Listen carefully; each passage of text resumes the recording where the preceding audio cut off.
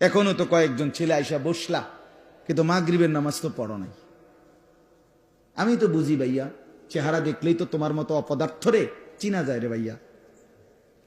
বেনামাজি তো জানোয়ারের মতো চেহারা, এটা বুঝাই যায়।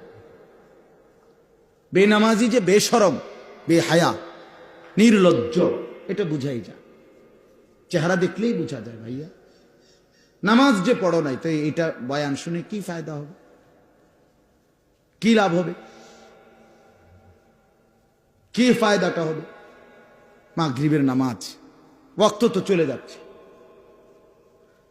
এশার নামাজের ওয়াক্ত হবে। সবার কথা মনে পড়ে, সবাইরে ভাল লাগে, আল্লাহকে কেন ভাল লাগে না?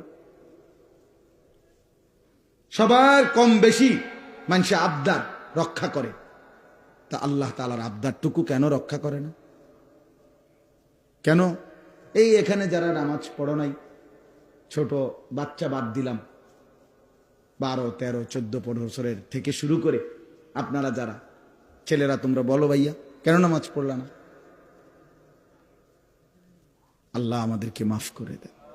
আরে বন্ধু, এটা বোঝা উচিত যে নামাজ পড়ে না সে প্রচন্ড ঘৃণিত আল্লাহর কাছে। বেনামাজি আল্লাহর কাছে সাংঘাতিক ঘৃণিত, তারে কুত্তা পর্যন্ত পছন্দ করে না। বেনামাজিকে কুত্তাও পছন্দ করে না, কুত্তাও থুতু মারে, শুকরও দেখলে থুতু মারে। আমি একজন বড় বুজুর্গের জবানে বয়ান শুনছি, আরজিব বয়ান, হযরত মাওলানা নজরুল ইসলাম কাসিমি সাহেবের বয়ানে। কি বলছে জানেন?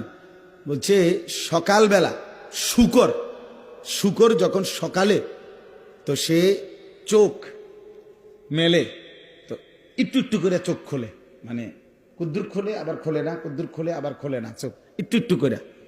তো উনি বলছে যে বুজুর্গরা বলছে শুকর আল্লাহকে বলে, আল্লাহ চোখ খুলতাম নি, একটু একটু করে আল্লাহ যেন কোনো বেনামাজি সামনে না পড়ে, এই জন্য একটু একটু করে চোখ খোলে, একটু একটু করে। সে লজ্জা পায়, আল্লাহ কোনো বেনামাজি যেন চোখে না পড়ে প্রথম নজর। আমি উনার বয়ানে শুনছি, কতটা নিকৃষ্ট বেনামাজি চিন্তা করে দেখেন। সেই মনে করে বাদুগা খায়, মোবাইল একটা টিপে, মানুষের মাইয়া দেখলে, বেডিয়ে দেখলে টিটকারি মারে, বা কি একটা মজা আছে। বেওকুফ, এটা কোনো মজা হইল? এটা গুনার মধ্যে আবার মজা কি? যাকে সমাজের সবাই ঘৃণা করে, যেই মন্দ কাজকে, সেটার মধ্যে আবার প্রশংসার কি আছে? সুস্থ বিবেকবান যেই কোনো মানুষই তো বলবে এটা মন্দ কাজ। যে ছেলেটা সারা রাত মোবাইলে ছবি দেখে, তারে কেউ প্রশংসা করবে? যে ছেলেটা কখনোই নামাজ পড়ে না, তারে কেউ ভালো বলবে? যে ছেলেটা মেয়ের পিছনে পিছনে ঘুরে, তারে কেউ ভালো বলবে? তো যে সকলের কাছে ঘৃণিত, সে ভালো হয় কেমনে? সে তৃপ্তি পায় কেমনে? চলে কেমনে? খুশি হয় কেমনে? এত মানুষের ঘৃণা, থুতুনিয়া একটা ছেলে বড় হয় কিভাবে? আজকে মা বাপ এটা বুঝেই না। এরা বোঝে কি, চরিত্র থাকুক বা না থাকুক, নামাজ থাকুক বা না থাকুক, টাকা পয়সা কামায়নি,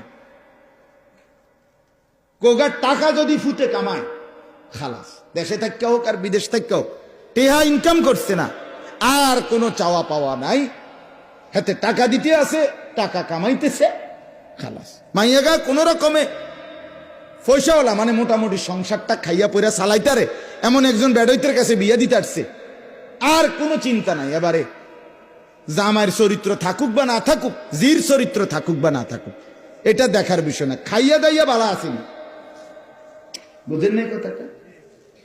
খাইয়া দাইয়া যদি বালা, আলহামদুলিল্লাহ বালা, আল্লাহর রহমতে বালা আছে। আমগো দোয়ায় হাবড়ার জি বালা, বুঝছেন না? এসে মানে খানা, দুনিয়া, ভাত মাছ চাল ডাল, টাকা পয়সা, এইটাকেই আজকে মানুষ শেষ ভালো মন্দের মাপকাঠি বানায় নিছে। ভালো আছে খানা দানায়, ভালো নাই খানা দানায়, অর্থাৎ টাকা পয়সা কামাই করে না, ভালো নাই।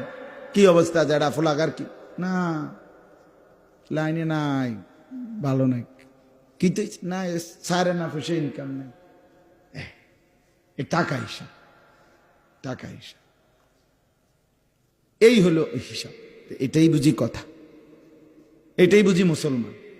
আল্লাহ তাআলা কোরআন, এই এত বড় কোরআন 30 পারা নাজিল করলেন এই জন্যই। রাসূলুল্লাহ সাল্লাল্লাহু আলাইহি ওয়াসাল্লামের 23 বছরের মেহনত এই জন্যই, এই খামখেয়ালির জন্যই।